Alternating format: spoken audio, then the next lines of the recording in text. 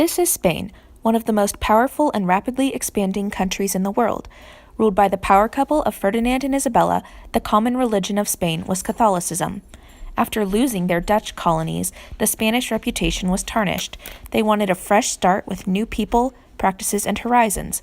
The exploration of the New World was just the way for Spain to regain their credibility as a strong empire all over the world. Spain had already conquered colonies in Mesoamerica, currently known as Mexico and Central America. The conquistadors led by Hernán Cortés, Francisco Pizarro, Bartolomé de las Casas, and Ferdinand Magellan helped the Spanish Empire more than double in the 15th century. Christopher Columbus is probably the most well-known explorer from Spain and is credited with discovering America. The Portuguese were already traveling east around Africa's Cape of Good Hope, but Columbus had a different idea. Why not sail west across the Atlantic instead of around the massive African continent? He presented his plan to officials in Portugal and England, but it was not until 1491 that he found people willing to take a chance on him, the Spanish monarchs. Columbus persuaded the Spanish king to pay for 4 trips to America. The colonies, established by the Mayans, Incans, and Aztecs, were easily conquered by the Spanish because the explorers brought guns, ships, cannons, and horses, none of which were familiar to the native tribes.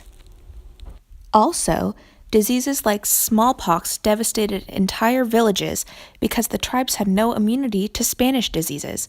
Basically, once the Spanish landed in a native colony, the natives would catch smallpox.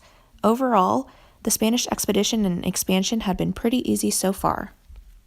Exploring the eastern coast of North America would be most logical for Spain to explore next. Because Spain had already explored about half of present-day America, the coast would be logical. The coast would be beneficial because the Spanish could send gold and materials for trade back home without having to go around present-day Panama. Some hardships of the new exploration would be conflict with the Native Americans, the French, who were colonizing present-day Canada, and the physical boundaries of the Appalachian Mountains. The consequences of this new voyage ranged from an economic standpoint to dealing with foreign people and wronging them. The economic standpoint was that the King of Spain had to supply Columbus with another 1,000 men, 17 ships, and that would cost a lot of money and time to find the right crew and people willing to do this.